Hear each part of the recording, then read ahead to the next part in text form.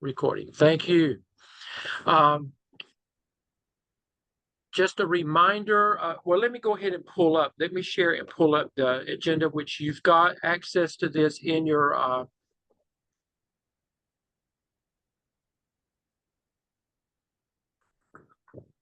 okay, let me pull this up. Can everybody see that? Okay. Yes. This is what tonight's going to look like. Okay, you've got, Dina's going to present tonight, so she's our only presenter. Paulette and Mayra are going to do the reviews on her, and then next week we finish up with the PSEL standards with Daryl and Mayra, and then you see that Stacy and I've got Mary is not Mary. I go with Renee. We go with both your names. Renee. Okay, Renee, and then Caitlin and Julie.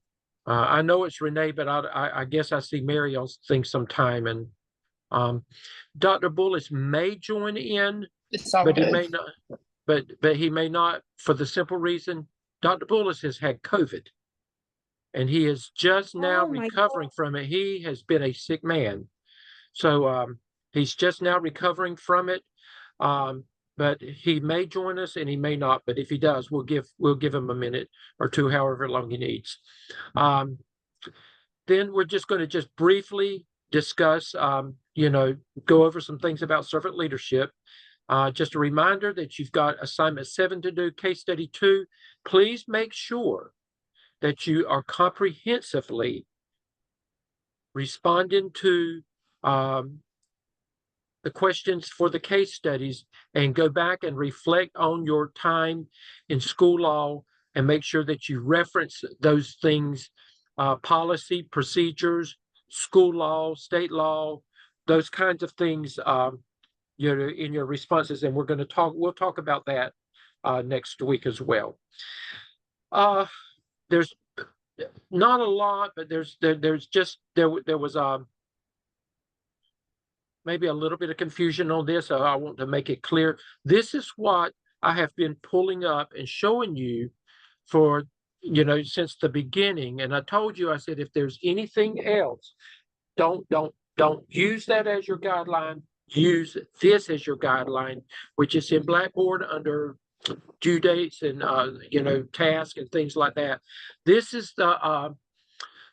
I pulled this directly from, when Taskstream assignments are due, and I took all the cap off because the cap's irrelevant now.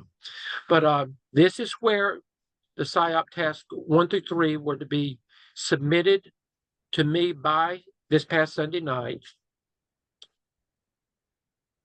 And PSYOP 4 through 6 will be due this coming Sunday night. And then these are the final due dates when you've got to have the combined 1 through 6 due. Notice is on the 10th and not at the end of the week. The reason being is we have got to have this completed. Remember, I told you, by the end of week 7 going into week 8, we have to have all this done. So that's why these dates are there.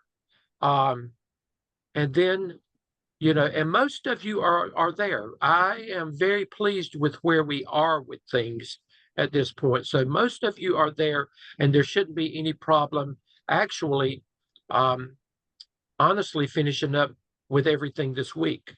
I would make it my goal to finish up with the PSYOP this week if I were you. And then we'll go back and just say, all evidences, and you will be through by the 14th. Once you do that. As a reminder, Turnitin may be in Dr. Bullis's shell. Make sure that you are doing Turnitin under my shell. There's 2 places in there. My place is the first one, then at the bottom, you'll see where Dr. Lamb has put something in there. Just put it in both places. Put your Turnitin in both places, and that I can clear it out. I didn't want to take that out because Dr. Lamb put it in there, but I am actually focusing on the one that you submit for me. And then it shows when the competency analysis, and that won't take you long to do that. Competency folio, you need to spend some quality time on that. And then everything else is due on the 21st of July. So this is what you need to follow with getting everything else in. Even though some of you were late this past week, don't worry about it. You're going to be okay with me still. At this point, that will not affect, it's not going to affect the final grade. It may be points, but it won't affect your grade. Everybody is doing well at this point, so just know that it will not affect your final grade at this point. You're okay. Dr. Yes, Stebbing, can I ask a quick question? sure. So I'm not sure if it's the competency analysis or the that School of Ed dispositions, but there is one. I remember Dr. Lamb saying that if we mark ourselves distinguished, that we need to write a statement. Is that Yeah, the case as well? Yes, that would still be the case, and that is the School of Ed. Okay. That would be the School of Ed dispositions. And you know what? Okay, thank you. You can do that, but honestly, I would put met and move on, and that way you don't have to worry about all this extra stuff. I shouldn't tell you this, but I'm going to tell you this too. Good with that. Dr. Bullis and I are going to be the only ones looking at this. Probably. Okay. That we're probably right. going to be the only ones. So look, put med on there and don't spend a lot of time on something that you don't have to. Okay. Now, unless you just want to. Thank you. Okay. Hey, Mayra. Hey, I just have a quick question. It's about the internship log. How far back can we go? Because I know like our class ended, our previous class, but like there were still hours. You can use anytime. Once you submitted your last semester, you can pick up any hours that you had after that, and Dr. Bullis and I will give you credit for that. Okay. Now remember, you only have to do 100 this time, and make sure that you go back and you look at that schedule that I provided all of you in the first semester, and make sure that you've got, that the categories that you've got what you need in this area, supervision, and then management. Remember, you have a whole lot in that, so make sure you've met that, and then you get some credit for actually doing the CAP and the SOP as well. So it shouldn't be, Mara, it shouldn't be nearly as hard to do your hours this time. And then you'll have to combine all of them into one document to submit to Dr. Bullis for him to give you your final grade on it. In the past, they've just been reviewed, but they will go into Taskstream as a final grade. Now, I will tell you, DPI will look at your clinical logs. That is something that they will look at. And they may randomly pick, they may, out of the whole program, they may randomly pick 2 or 3 just to audit. We never know that, but that would be out of all the 605 classes at Gardner-Webb, not just mine. So any other questions about any of this? But do you understand the deadlines now and what I'm talking about? Okay.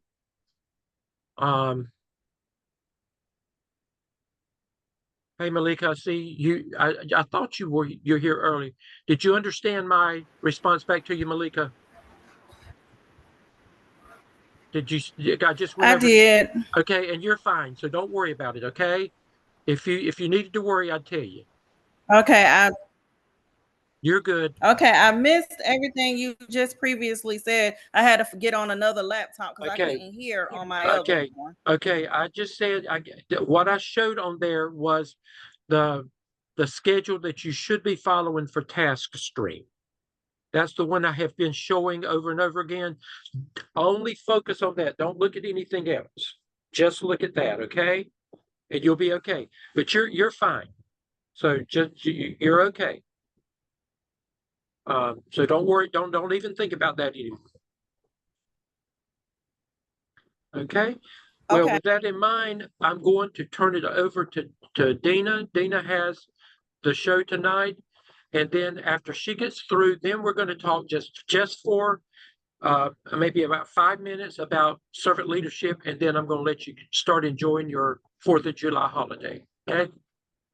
Okay, sounds good. All right, thank you, Dr. Stedman. Good evening, everyone. I'm just gonna move you over a little bit so that I can look at my screen. Okay, so tonight I will be presenting PSEL Standard number 8, and that is meaningful engagement of families and community. So as I was looking at the standard and I was looking at the indicators, there was an African proverb that came to mind. And as an educator, I'm sure that you are all aware of the proverb. It states, it takes a village to raise a child. Well, in today's day and age, it also takes a village to teach a child. We are in a time where school funds are consistently being cut and dwindling. So now more than ever, we need the support not only of our families, but our internal and external communities as well. So PSEL Standard 8 states effective educational leaders engage families and the community in meaningful, reciprocal, and mutually beneficial ways to promote each student's academic success and well-being. And as you'll notice, there are some words that are highlighted in the standard, and I did that because those words are really important to the meaning of the standard. We want to talk about engagement. We want our families to be engaged in what's happening inside our school building. We want those conversations with our families to be meaningful and reciprocal. We need those two-way conversations, and that was noted in our North Carolina Teacher Working Conditions Survey. We also want these conversations to be mutually beneficial. We want the promotion of student academic achievement and well-being. So really, really important to have those reciprocal conversations where not only are the parents understanding what's happening in the school environment, but we also want to understand what's happening in the home environment, how those transfers of skills are taking place. So with PSEL 8, there are some indicators. So effective leaders are approachable, accessible, and welcoming to families and members of the community. Each day, my principal and I, we stand out at Car Rider in the morning and the afternoon because we want our families to know that they can approach us, that we are accessible, and that we want to welcome our students every day into our school building. We also know that effective leaders are creative and sustain positive, collaborative, and productive relationships with families and the community for the benefit of students. So that's meeting the needs of both the families and students. We want to think about building those relationships, really super important. Effective leaders engage in regular and open two-way communication with families and the community about the school needs, problems, and accomplishments. We think about those reciprocal conversations. Again, when we think about the North Carolina Teacher Working Conditions Survey, that is a statement or a question that is always there. So without those two-way conversations are extremely important.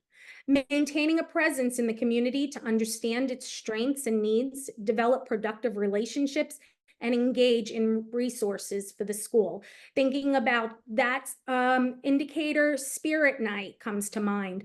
At Cottle Creek, we have each month, we have 2 Spirit Nights. Both my principal and I are there. We are present in the community. We want the community and the parents to know that we are invested in each child's education. Effective leaders create means for the school community to partner with families to support student learning in and out of the school. Thinking about IB, I know that Malika talked about IB at her school. A lot of those students, as they are getting ready to graduate, they need to fulfill some IB hours. So one thing that we do is we have some of our IB students at the high school level, they come down to our school and they are there helping tutor students who need some extra help in reading and math. Some other indicators regarding effective leadership: understanding, valuing, and employing the community's cultural, social, intellectual, and political resources to promote student learning and school improvement. We've seen that through some of our evidences. We talked about that in the SCIP, in the CAP, and even the PSYOP. Thinking about that cultural awareness and responsiveness. It's important. We are in an age where there's a lot of different cultures in schools, and we need to be aware of those cultures, and our students do as well. Effective leaders develop and provide the school as a resource for families and the community, thinking about after-school clubs and partnerships. We like to partner with local leagues. We let them know that our school is open and you are welcome to be there if you need the room or the space or the location. Effective leaders advocate for the school and district and for the importance of education and students' needs and priorities to families and the community. So again, bridging those internal and external communications. And we looked at that and we saw that and we wrote about that and explored that in the SCIP. Advocating publicly for the needs and priorities of students, families, and the community, sharing our school story at the district level and beyond, thinking about school board, what can we do, what can we share, how can we, ask for the things that we need to help our students be successful. Our last indicator is building and sustaining productive partnerships with public and private sectors to promote school improvement and student learning. Once again, we want to promote those relationships to help our students evolve and grow, but we need the help of the external communities in order to do that effectively. So why is this standard important? Well, it builds relationships with families and the community members.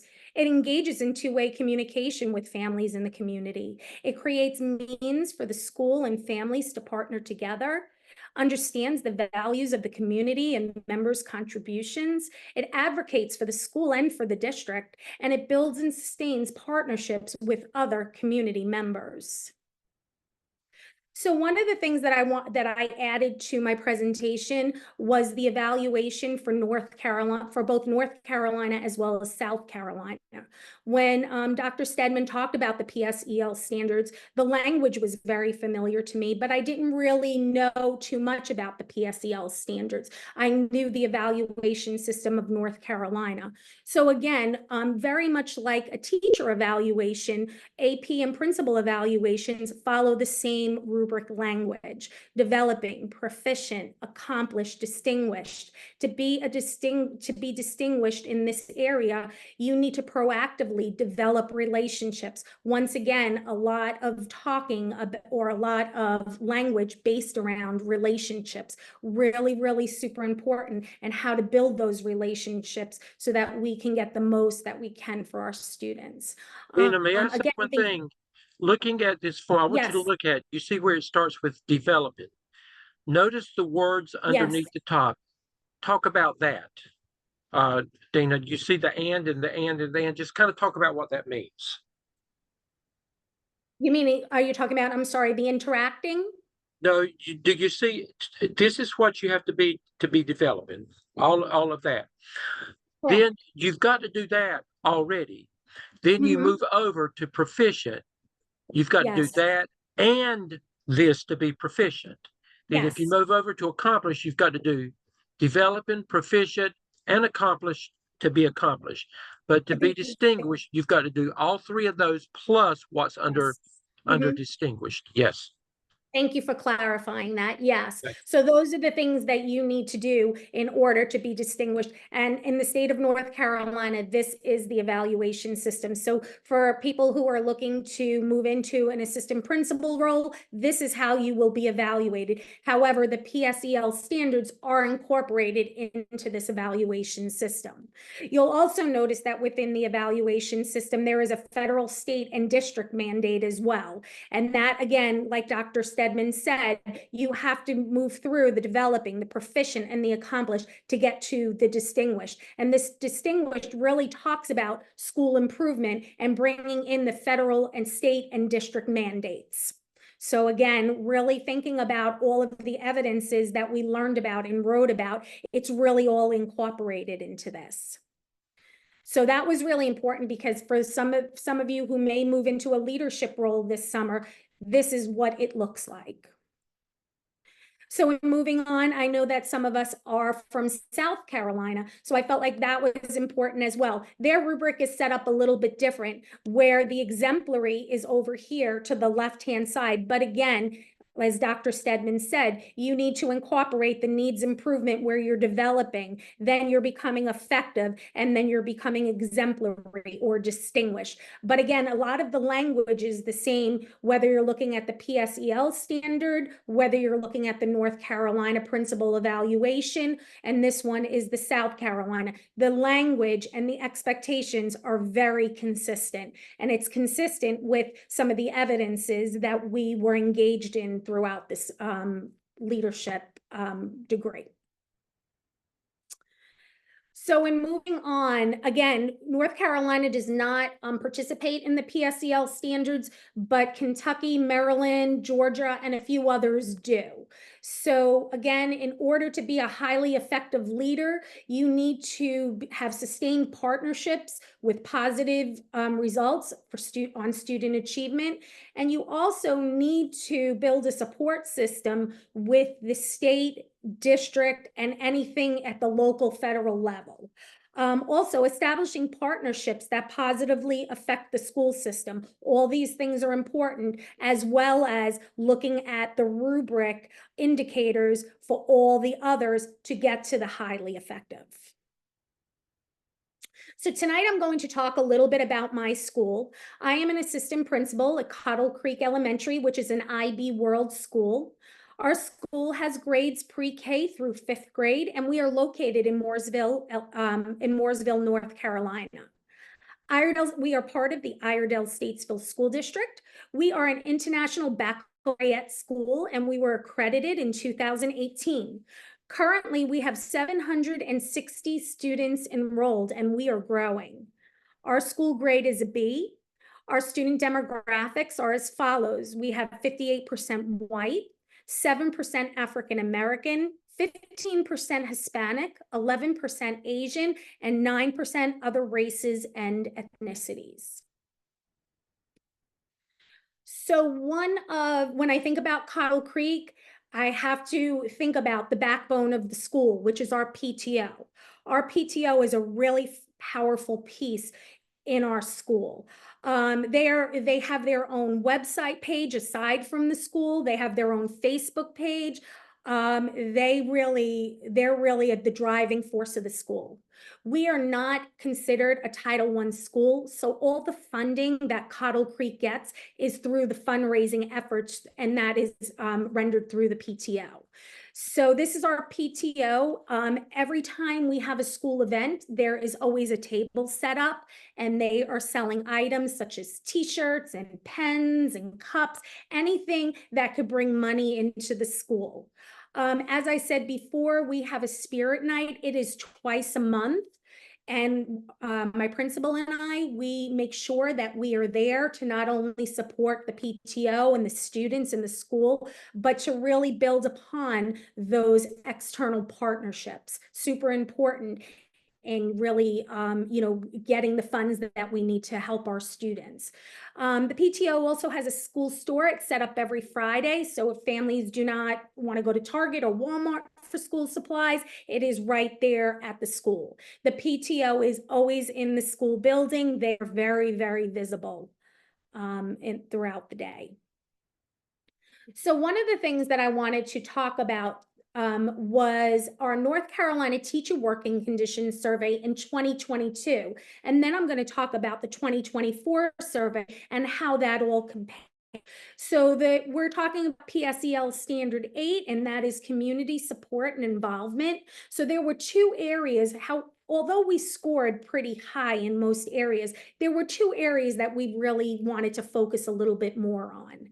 So our first area was parents, guardians, or influential decision makers in the school. We are at 86.96%. That is still a pretty good percentage. However, we want to strive to be better. We want to be at that 100% mark. Also, another area that we looked at was community members support teachers contributing to their success with students. We were just a little bit higher than the state and district average, about 7%, and we scored an 82.61% there. And we're going to talk a little bit more about that. So in looking at 2024, North Carolina Teacher Working Conditions Survey is given biannually. So as you can see, we really did a great job with raising a lot of those percentages. However, there was one area where we continue to struggle. And that was an area when everything else is 85% or better, and you have a 79.41%, which is lower than the state and the district average. We want to look at that a little bit closer. And that area is community members support teachers contributing to their success with students. And we're going to talk a little bit more about that as well. Okay, so let's talk about some of the strengths, and I compared the 2022 survey to the 2024. So these were 3 areas of strengths. As you look across the board, the scores are exactly the same for all areas in 2022 and 2024. So the school does a good job of encouraging parent guardian involvement. In 2022, we were at 95.65%. And in 2024, we hit our target of 100%. Teachers in our school provide parents and guardians with useful information about student learning. Again, we were at the same exact percentage, 95.65% in 2022, and we raised the bar in 2024 to 100%. Lastly, parents and guardians know what is going on in my school. 95.65% in 2022 agreed, and in 2024 we have 100%. So there is a lot to celebrate at Cottle Creek. So opportunities for improvement. So one of the things that I was fortunate enough to have the opportunity to do was, after the students left for summer break, SIT actually met again. So with that, I knew at that point that I was assigned to this standard. So I was able to get some feedback from the SIT members and elicit some recommendations for improvements. So opportunities for improvements: parents and guardians support teachers contributing to their success with students. In 2022, we were at 89%. A little bit over 89%. In 2024, we're at 91%. We're about 2% higher. But these were some recommendations in order to get to that 100% mark. Teachers felt that grade level teams will require nightly homework assignments to be completed and signed by parents. Again, this really mirrors the CAP and some of the things that we had to do in that evidence. And we also, another area that we are working on, this is our biggest area, community members support teachers contributing to their success with students. We actually saw a decline when you have, again, everything at 85% or higher, and then you have a 79%. That's concerning, and that's an area that we really want to focus and work on. So the PTO, one of the things that they are going to do for this upcoming school year is they're going to work with some outside companies to actually bring learning into the school. We feel as a school, the teachers as well, that the outside companies or businesses do not support the school at the local level. So we want to get more engagement from those external community members who can bring some new learning into the building. And this last one was the community we serve is supportive of this school. In 2022, we're at a little over 91%. Again, this question was not asked on the 2024 survey. However, when you look at some of the statements on the 2024 survey, this was really embedded in some of the other statements. So we talked a little bit about that, and the community, SIT members felt the community is disconnected to the school, and it is our job to ensure that they're welcome and invited. So some of those families are not feeling so welcoming, feel that the school is welcoming. So we need to do a better job of ensuring and letting them know, both our internal and external members, that we want to make Cottle Creek a place where everybody is welcome. So when I looked over at the rubric for the PSEL standards, really, in thinking about all the wonderful things that we do and how we try our very best at Cottle Creek to get all these families involved, I figured we would be highly effective. There wasn't a doubt in my mind. But as I started to dive a little bit more into the indicators, there was one area that really prohibited us from being highly effective. And that was really sharing what we're doing and incorporating those external community members more at the state and through professional organizations.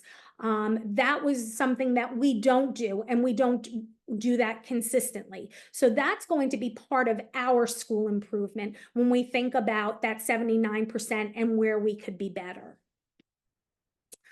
These are just some artifacts really that mirror the PSEL Standard 8. One of the things as a building leader that I feel is really important is whenever there is a school event that you need to be out there. You need to be out there with the students, showing your support. You need to be out there letting families know that you were here, that you were visible, and that you were there to support them and their student. So again, shaking hands, just being out there. One of the things that I love that Cottle Creek does is for the seniors, they bring them back. These are students that were a student at Cottle Creek at one time before they graduate. They do a quick walk through the school, and it's really nice not only for them to come back to their elementary school, but also for our students to see them, that these students just like them at one time are successful. Through one of the things that we did that really bridged our internal and external community together was during Veterans Day. We had an event where veterans would come in and they would talk about their military experience. And that was really nice because it did bridge the school and those community members together in a meaningful way, and they felt appreciated and honored. This year, our 5th grade graduation, we decided to host it right at our school in the gym. And the reason why we did that was because there were a lot of members that would not be able to attend if we had a ticketed system. So we decided to host it at our school in the gym so that this way everyone can be involved and come. We do partner with our local Dunkin' Donuts, and we do a donut and coffee cart for our teachers. We want them to feel valued and appreciated. They work really hard, and that's one way for us as a leadership team to say thank you for everything you do. Some more artifacts. These are students who are being celebrated for their reading accomplishments. We do a lot of community events right at the school. We did a trunk or treat, and students are able to come and trick or treat. We had our multicultural night, which was new for our school this year, and it was very successful. Students got to walk around the school with a passport, and each grade level represented a different country. Our PTO, again, is amazing. They provide a monthly lunch for all of us, and it's just their way of saying thank you for everything that we do. And this is just like our community night, one of our community nights. So lastly, as an author, a lot of authors, when they write books or they create something, they always dedicate it. Well, this presentation was about community and family. So I'm going to dedicate my presentation to my Gardner Webb family. We are all a community of learners and leaders.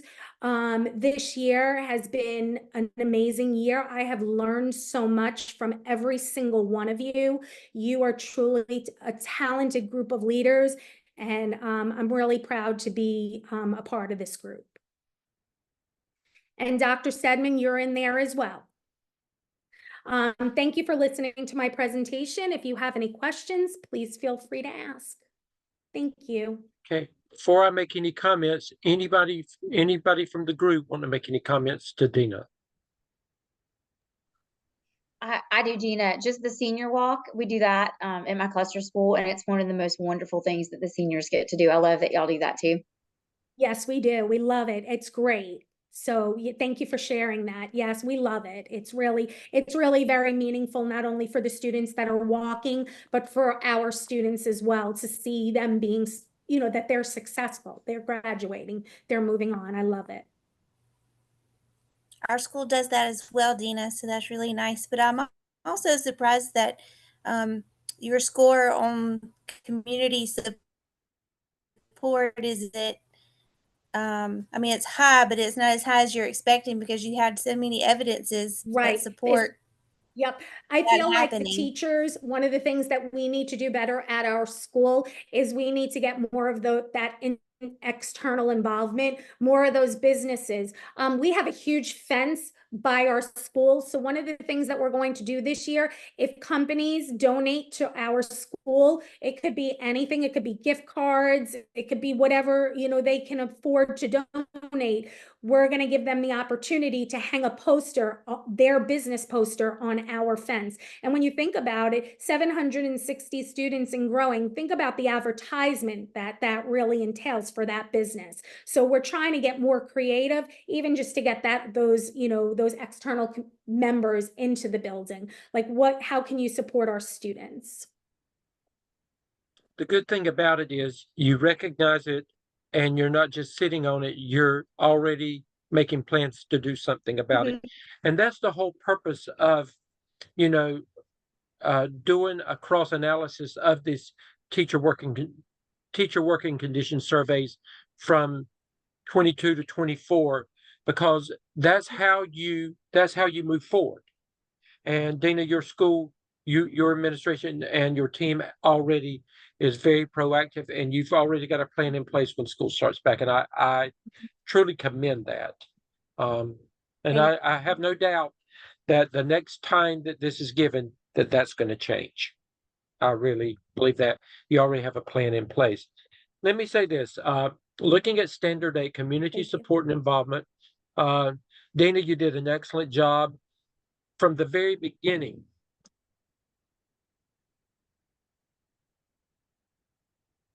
Can you hear me now? Am I okay? Yes, sir. Okay, it keeps saying unstable. Yes. But you did a great job. First of all, you hooked me from the beginning, but I like the way from the get-go that you tied this standard into all the evidence work that you had been doing, and you made it, flow so seamlessly, and you made that connection. This is where we are. And then, this is what we've been doing for the past year. And you showed effortlessly how it all ties together. One of the things that I like that you pointed out was the comparison of the evaluation system for North Carolina and for South Carolina. And you made a connection and you showed how all of this ties into that evaluation. And you're right. It doesn't matter how the format that it's set up in, it all says the same thing. And at the end of the day, your goal is to, you're always striving to be distinguished. However, realizing that, as a growing administrator, you're going to, some of your areas to begin with, you're going to be developing, and that's okay. But you shouldn't always be developing. You should be, Barely understand you.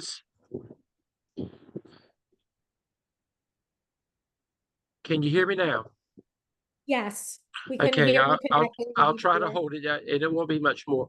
But it's you've got to understand that as a growing administrator and moving into this area, that you're not going to start out distinguished. Right. And if you do, then you're setting the standard so high that what can you do after that? So don't, while your goal is to be distinguished, give it the time that it needs. Give it the time that it needs, and grow into that.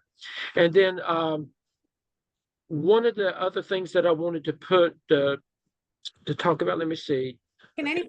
Is it just me? I can't hear him. Okay. Okay, we're just